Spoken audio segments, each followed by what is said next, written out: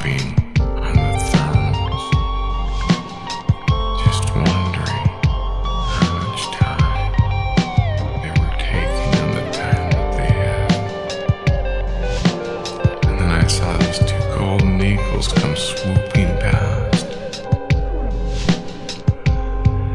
And these golden eagles, they made this formation that started going up to the sun.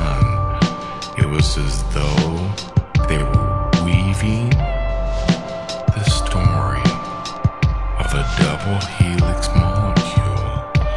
It was going all the way up to where they just became a dot.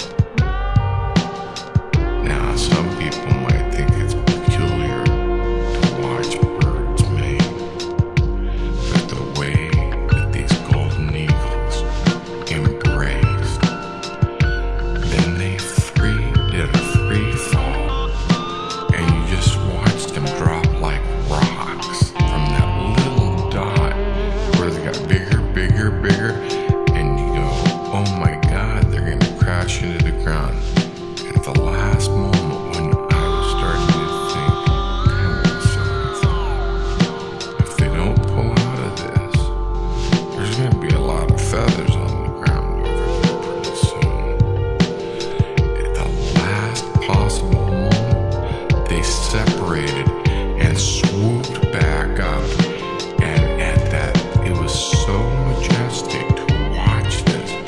And then they started braiding the wind as though there was a center pillar between them. And as they went all the way back up to where that dot was again, you could see the point where they connected and they were smearing again. And then they dropped free falling. And I watched this over and over and over the shoulder of this woman that walked over to this pool of sunlight.